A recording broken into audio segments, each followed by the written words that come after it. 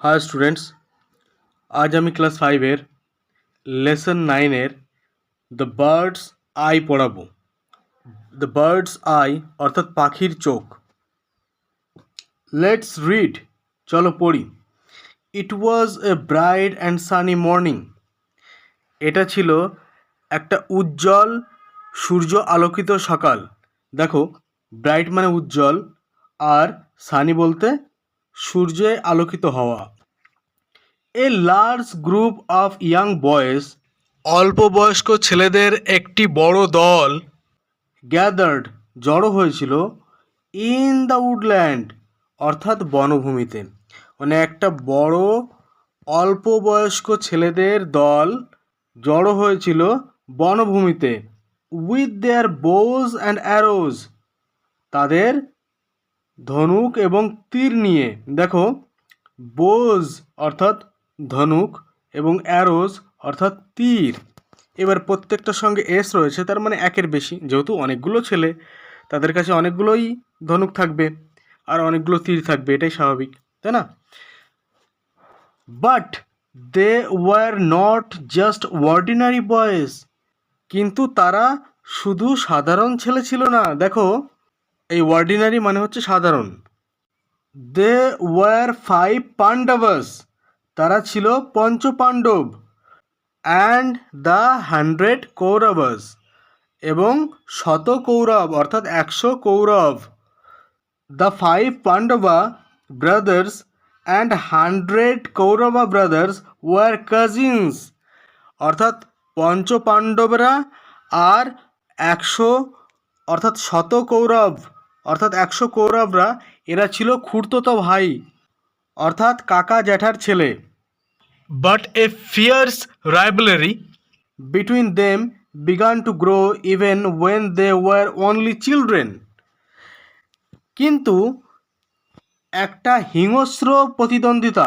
Fierce মানে হচ্ছে হিংস্র, রাইভেলারি মানে হচ্ছে প্রতিদ্বন্দ্বিতা। অর্থাৎ যখন তারা শুধুমাত্র বাচ্চা ছিল, তখন থেকেই কিন্তু তাদের মধ্যে হিংস্র প্রতিদ্বন্দ্বিতা জন্মানো শুরু হয়ে গেছিল। দেখো, তাদের মধ্যে বলতে পাণ্ডবদের মধ্যে আর কৌরবদের মধ্যে। ফিয়ার্স অর্থাৎ হিংস্র, আর রাইভালারি অর্থাৎ প্রতিদ্বন্দ্বিতা, বিগান মানে শুরু হওয়া, বিটুইন মানে উভয়ের মধ্যে। দ্য রয়্যাল চিলড্রেন অর্থাৎ রাজার ছেলেরা, লার্নড শিখেছিল the skills of using weapons from Dronacharya, অর্থাৎ রাজার ছেলেরা অস্ত্র ব্যবহারের দক্ষতা বা কৌশল শিখেছিল দ্রোণাচার্যের কাছ থেকে। দেখো, ইংরেজিতে উচ্চারণ হবে দ্রোণাচার্য, কিন্তু বাংলায় বলার সময় আমরা দ্রোণাচার্য বলবো।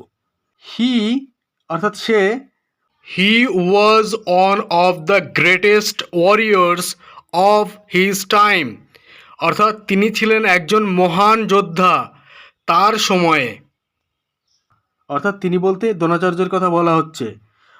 অফ হিজ টাইম অর্থাৎ তার সময়ে তিনি ছিলেন একজন মহান যোদ্ধা। গ্রেটেস্ট অর্থাৎ মহান, আর ওয়ারিয়র্স মানে যোদ্ধা। He had learned the secret of powerful weapons from Parashurama, তিনি গোপনীয় এই শক্তিশালী অস্ত্র সম্পর্কে শিখেছিলেন পরশুরামার কাছ থেকে। দেখো, সিক্রেট মানে গোপনীয়, এ তো তোমরা জানো। আর লার্ন মানে শেখা, পাওয়ারফুল মানে শক্তিশালী, ওয়েপন্স মানে অস্ত্র, আর যেহেতু এস রয়েছে তাহলে একের বেশি অস্ত্র শস্ত্র মানে। The Pandavas and the Kauravas were quick to learn, পাণ্ডবরা এবং কৌরবরা তাড়াতাড়ি শিখেছিল।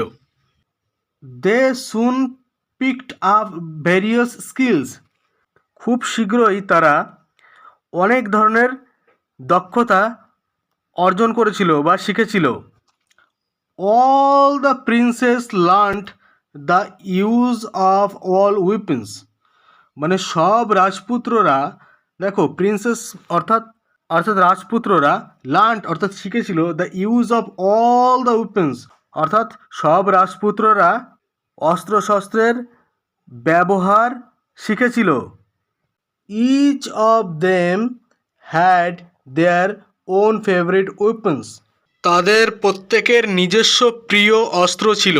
দেখো ইচ মানে প্রত্যেকের, দেম বলতে তাদের, আর হ্যাড বলতে ছিল, দেয়ার বলতে তাদের, ওন অর্থাৎ নিজের, ফেভারিট অর্থাৎ প্রিয়, ওয়েপন্স মানে অস্ত্র। Duryodhana and Bhima favoured the mace, অর্থাৎ দুর্যোধন এবং ভীম গদা পছন্দ করেছিলেন। Yudhishthira's choice of weapon was the spear, যুধিষ্ঠিরের পছন্দের অস্ত্র ছিল বর্ষা। দেখো স্পিয়ার মানে কিন্তু বর্ষা। Arjuna was fascinated by bows and arrows, Arjun তীর ধনুকের প্রতি আকৃষ্ট হয়েছিলেন।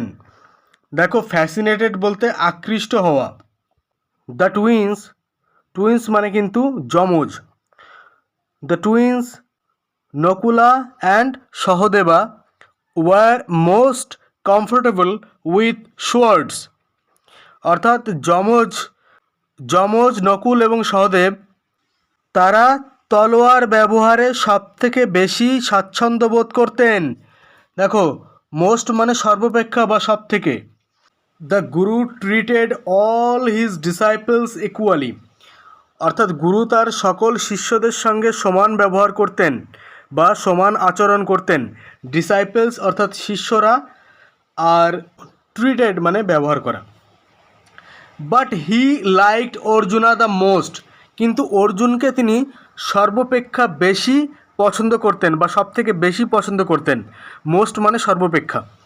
বিকজ কারণ Arjuna practice this art with great concentration, কারণ অর্জুন এই শিল্পকে, শিল্প বলতে ওই ধনুর্বিদ্যাকে বোঝানো হচ্ছে, এই শিল্পকে অত্যন্ত মনোযোগের সঙ্গে অনুশীলন করেছে। প্র্যাকটিস বলতে অনুশীলন করা বা চর্চা করা, সে অত্যন্ত মনোযোগের সঙ্গে চর্চা করেছে।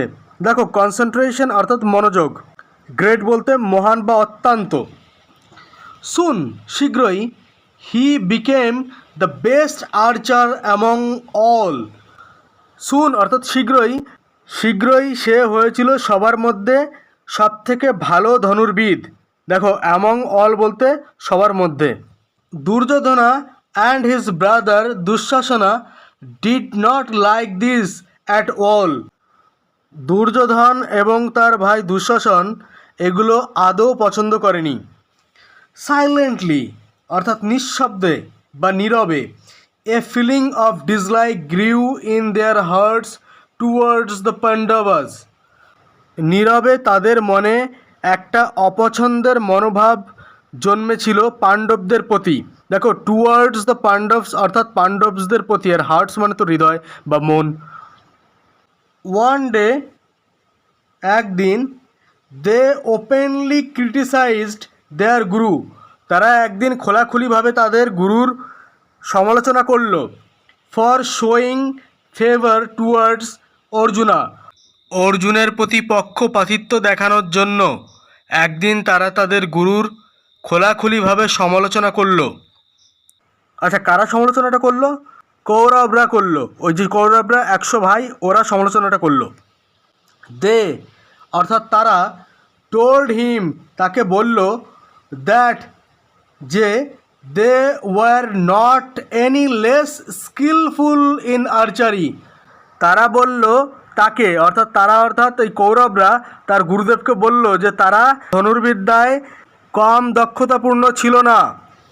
As a reply to their criticism, Dronacharya arranged for a test to pick out the best archer among all, অর্থাৎ তাদের এই সমালোচনার প্রতি উত্তরে, তাদের সমালোচনার উত্তর দেবার জন্য দ্রোণাচার্য একটা পরীক্ষার আয়োজন করেছিলেন, সবথেকে ভালো ধনুর্বিদকে তাদের মধ্যে থেকে বেছে নেওয়ার জন্য।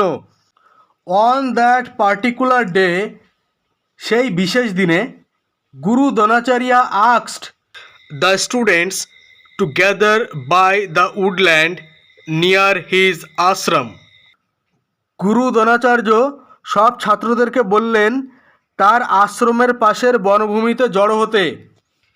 He had placed A wooden bird তিনি একটা কাঠের পাখি রাখলেন with a prominently painted I. তিনি একটা কাঠের পাখি রাখলেন সুস্পষ্টভাবে চোখ এঁকে on on of the trees, অর্থাৎ তিনি একটি গাছের ওপরে একটি কাঠের পাখি রাখলেন সুস্পষ্টভাবে তার চোখ এঁকে। আজকে তোমাদের দ্য বার্ডস আই পার্ট 1 শেষ হয়ে গেল। পার্ট 2 আমি আজকালের মধ্যেই আপলোড দিয়ে দেবো। যদি ভালো লাগে চ্যানেলটি সাবস্ক্রাইব করো।